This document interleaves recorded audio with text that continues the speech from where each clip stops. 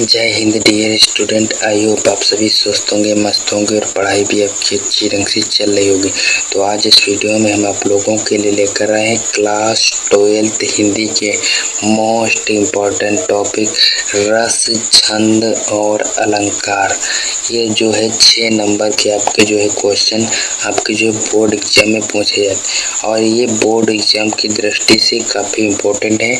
और ये जो है कभी भी सिलेबस चाहे जितना उलट पलट जाए, चाहे जितना बदल जाए, लेकिन ये जो है रस, छंद और अलंकार ये कभी नहीं बदलेंगे और ये हर साल बोर्ड एग्जाम में पूछे जाएंगे। ये जो है कभी भी चेंज नहीं होते हैं। ये हिंदी का पेपर जो होता है लगभग जो है हर साल एक ही तरह का आता है, जो इसमें चेंज कभी भी होना ही नहीं। तो इसमें जो रस, छंद और अलंकार आज इस वीडियो में देखेंगे और जो हम इसमें जो है आपको एक ट्रिक से बताएंगे। रस चाहे जो हो, एक रस जो हमने इसमें लिखा है हास्य रस, एक रस याद कर लीजिए। बस आपके सारे रस चाहे जो रस आ जाए, आप जो है सारे रस की परिभाषा चुटकियों में निकालेंगे। चलिए देखते हैं रस, छंद और अलंकार। तो रस को हम एकदम आसान शब्दों में बताएंगे। आप इस वीडियो में जो है लास्ट तक बने रहिएगा। इसके बाद जो है रस और छंद अलंकार में आपको कभी भी दिक्कत नहीं होगी। तो चलिए देखते हैं। पहले जो है रस देखेंगे, 2 नंबर का क्वेश्चन होता है। तो ये रस जो है इसमें जो हमने हास्य रस की परिभाषा लिखी है। इसमें हमने हास्य रस लिखा है, तो इसमें क्या लिखेंगे? जब विभाव, अनुभाव तथा संचारी भाव का संयोग होता है तो हास नामक स्थायी भाव से हास्य रस की उत्पत्ति होती है, तो उसे हम हास्य रस कहते हैं। बस आपको इतना लिखना है। अब यहाँ पर जो है इसका हम उदाहरण देख लेते हैं, फिर हम जो है एक ट्रिक बताएंगे जो हमने बताया है, तो उससे जो है आप इसी परिभाषा से आप किसी भी रस की परिभाषा निकाल सकते हैं। तो पहले उदाहरण देख लेते हैं हास्य रस का। तो प्रति प्रति शून्य उकसाई अकुसाई और देख दशा हरिजन मुस्काई। ये चौपाई जो है कहाँ की है बताएं? तो ये चौपाई वहाँ की है जब नारद जी जो है के मन में जो है विवाह की इच्छा उत्पन्न होती है और ये विष्णु भगवान के पास जाते हैं कि और कहते हैं कि हमारा जो है बहुत अच्छा सुंदर रूप बना दीजिए। तभी जो है बंदर का रूप बना देते हैं। तो जो नारद जी जब सभा में जाते हैं लड़की को देखने, राजकुमारी को देखने, तो वहाँ पर जो राजकुमार राजा लोग जो बैठे होते हैं वो इन पर हंसते हैं। वही की जो चौपाई है, प्रति प्रति शून्य उकसाई अकुसाई और देख दशा हरिजन मुस्काई। जब वहाँ पर वो दरबार में जब जाते हैं तो उनकी दशा को देखकर सब लोग जो है हंसने लगते। ये चौपाई वहीं की है। तो ये हो गई चौपाई। अब इसको जो है हम ट्रिक से बताते हैं। इसमें हमने क्या बताया, हमने जो बताया भी था कि जो है हम इसको ट्रिक से बताएंगे। अब आपको जो है सभी रस की जो है सभी जितने भी रस हैं आपको उनके स्थायी भाव पता होने चाहिए। बस आपको स्थायी भाव को जो है स्थायी भाव में जो है परिवर्तन करना है। आपको जो यहाँ पर ये हास नामक जो स्थायी भाव दिखाई दे रहा है, यहाँ पर आप जो है किसी भी रस का स्थायी भाव रख दें। तो हम यहाँ पर जो है मान लेते हैं अब एक करुण रस है, तो करुण रस का जो है आपको स्थायी भाव पता होना चाहिए। अब अगर आपको जो स्थायी भाव पता है, आप इसी से जो है डिफिनीशन निकाल सकते हैं, परिभाषा निकाल सकते हैं करुण रस की। तो जब विभाव, अनुभाव तथा संचारी भाव का संयोग होता है, सब में लिखना है, किसी भी छोड़ना नहीं है कि जो है इतना आपको जो है रट लीजिए। और यहाँ पर लिख देंगे हास की जगह पर लिख देंगे शोक। अब यहाँ पर करुण रस की बना रहे हैं परिभाषा, तो यहाँ पर हम शोक कर देंगे। तो शोक नामक स्थायी भाव से जो है करुण रस की उत्पत्ति होती है, तो वहाँ पर जो है करुण रस होता है। बस आपको इतना लिखना। अब यहाँ पर बात आती है वीर रस की। ये 2-3 रस जो है बोर्ड एग्जाम की दृष्टि से काफ़ी इंपॉर्टेंट है, ये हर साल पूछे जाते हैं। तो अब वीर रस का जो है आपको स्थायी भाव पता होना चाहिए। तो वीर रस का जो है स्थायी भाव क्या होता है? तो जब विभाव, अनुभाव तथा संचारी भाव का संयोग होता है तो वीर रस का स्थायी भाव होता है उत्साह। तो उत्साह नामक स्थायी भाव से वीर रस की उत्पत्ति होती है। बस इतना करना है। तो वहाँ पर जो है वीर रस होता है। बस हो गई वीर रस की परिभाषा। ये जो ट्रिक है ये बहुत बढ़िया ट्रिक है और ये कभी भी जो है आपको जो है सभी जो है किसी भी जो है सभी की जो है आपको डेफिनेशन यानी कि जो परिभाषा याद करने की ज़रूरत नहीं।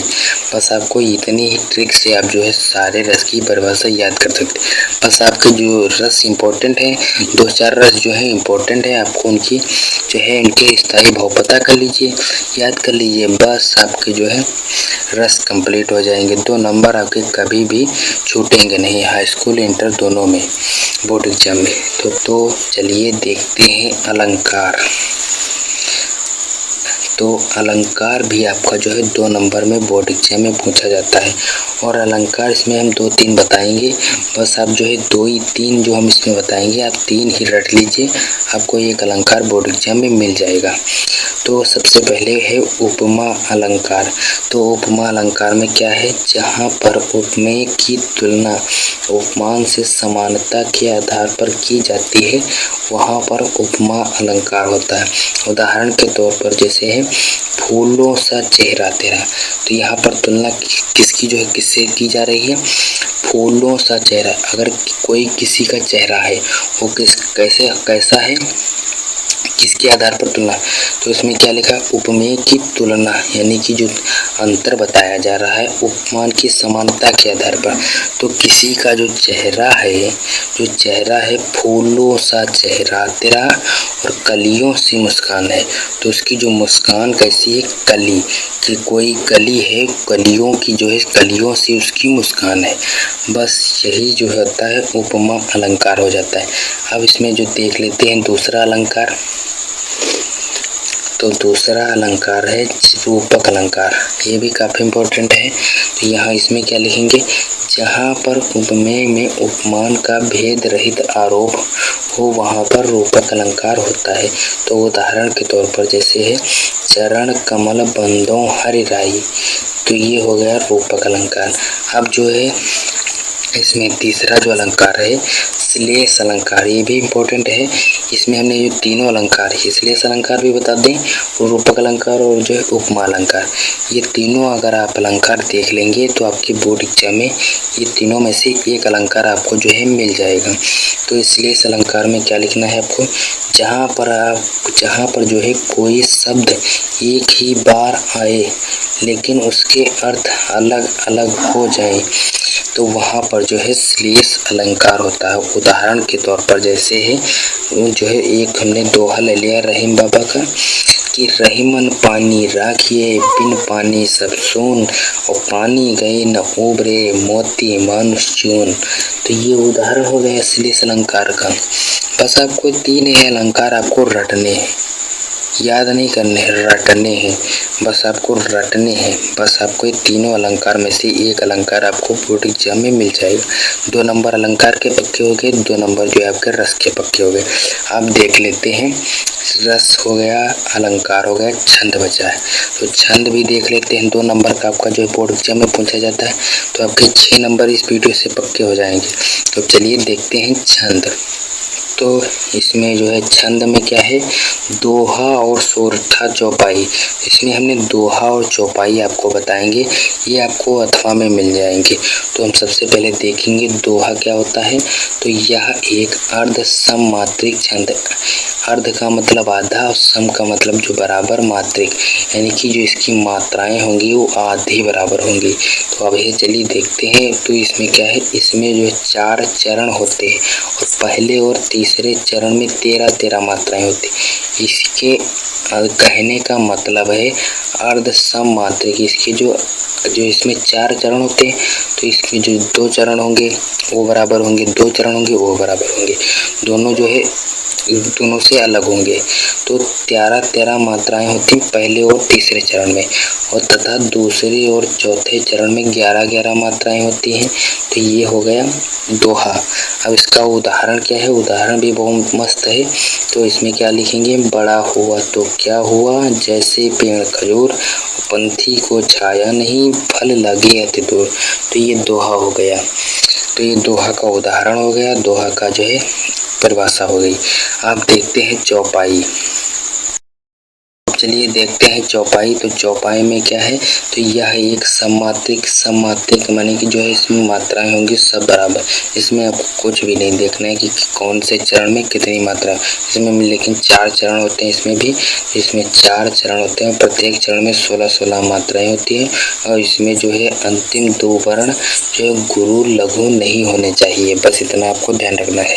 बस जो है ये चौपाई आप याद रखना है। हनुमान चालीसा उदाहरण के तौर पर जो हमने रखा है हनुमान चालीसा, तो इसमें क्या है, जय हनुमान ज्ञान गुण सागर, जय कपीस तुम लोक उजागर, और राम दूत अतुलित बल धामा, अंजन पुत्र पवन सुत नामा। बस आपको जो है हनुमान चालीसा 4 लाइन की याद कर लेनी है। मुस्लिम भाई लोगों को, हिंदू भाई लोग होंगे उनको लगभग जो है हनुमान चालीसा याद होगी। तो ये जो 4 लाइन की आपको जो है आपको याद रखना है हनुमान चालीसा। तो ये हो गए चौपाई। ये आप जो है दोहा और चौपाई दोनों में से जो है एक देख लें, दोनों को ध्यान रखिए। इसमें है क्या, वो अर्ध सममात्रिक छंद है और ये जो है सममात्रिक, इसमें मात्राएं सभी में बराबर होंगी। उसमें जो है सभी में मात्राएं बराबर नहीं होंगी। पहले और तीसरे चरण में जो है आपको ध्यान रखना है 13-13 मात्राएं होती हैं और दूसरे और चौथे चरण में 11-11 मात्राएं होती है। बस इतना ध्यान रखना है। आपके दोहा और चौपाई आपकी क्लियर हो गई। तो ये रस, छंद और अलंकार आपके जो है 2-2 नंबर यानी कि 6 नंबर इस वीडियो में क्लियर हो गए। तो आई होप आप लोगों को ये रस, छंद, अलंकार तीनों अच्छी ढंग से समझ में आ गए होंगे। तो आज इस वीडियो में बस इतना ही। हम मिलेंगे नेक्स्ट वीडियो में, तब तक के लिए जय हिंद।